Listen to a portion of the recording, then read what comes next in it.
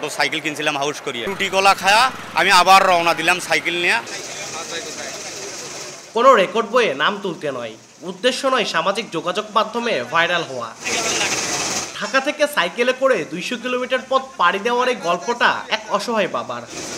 ছেলেকে মানুষের মতো মানুষ করতেই রিক্সা চালক মোহাম্মদ রাজুর এত পরিশ্রম। ছেলের একটি সাইকেলের ভীষণ দরকার, রক্ত ঘাম করা পয়সায় সেই সাইকেলটিও কিনেছেন বাবা। তবে ঢাকা থেকে পরিবহনে করে গাইবান্ধা নেওয়ার খরচটা জোগাড় করতে পারেননি, তাই নিজের পরিশ্রমী পায়ে খুঁজে নিয়েছেন শেষ ভরসা। ছেলে রিজওয়ানের জন্য কেনা সাইকেল সমেত বাসে করে আসার জন্য 3000 টাকার প্রয়োজন ছিল রাজুর, তবে পকেটে সাকুল্যে 2500 টাকা। আপাত দৃষ্টিতে মনে হতে পারে 500 টাকা আর এমন কি, তবে ওই 2500-এর মধ্যেই যে পরিবারের ঈদের খরচের সমীকরণ মেলাতে হতো রাজুকে। তাই 200 কিলোমিটারের কষ্টসাধ্য সাইকেল যাত্রার সিদ্ধান্ত নেন তিনি।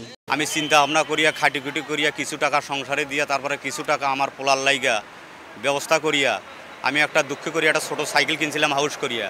সাইকেলটা বাড়ি নিয়ে আসার জন্য আমি আবদুল্লাপুরে আসলাম চরিয়া। আবদুল্লাপুরে আসি আমার কাছে সাইকেলটার দাম টিকিট চাইলে 2000 টাকা, আমার কাছে আছে 2200 টাকা।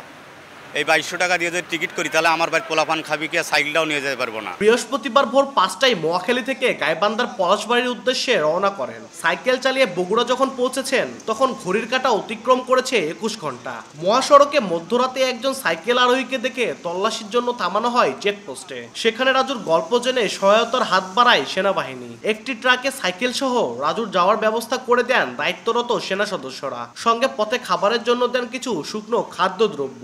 আস্তে আস্তে এই যে আজকে বগুড়া স্ট্যান্ডে আসিয়া দম নিয়ে একটা রুটি কলা খায়া আমি আবার রওনা দিলাম সাইকেল নিয়ে বাসামুখে। সেনাবাহিনী এখানে আমাকে অনেক কাজ জানার জন্য অনেকে কিছু খাওয়া খাদ্য হাবি যাবে এলে অনেকে প্রসেস করতেছে আমাকে খাওয়ানোর জন্য বা খাওয়াইতেছে। শত শত নেতিবাচক শিরোনামের ভিড়ে আশার আলো দেখায় রাজুদের গল্প।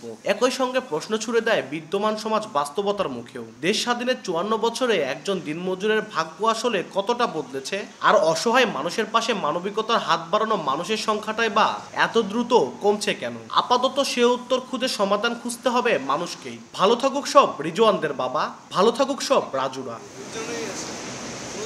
আব্দুল আউয়াল, সময় সংবাদ, বগুড়া।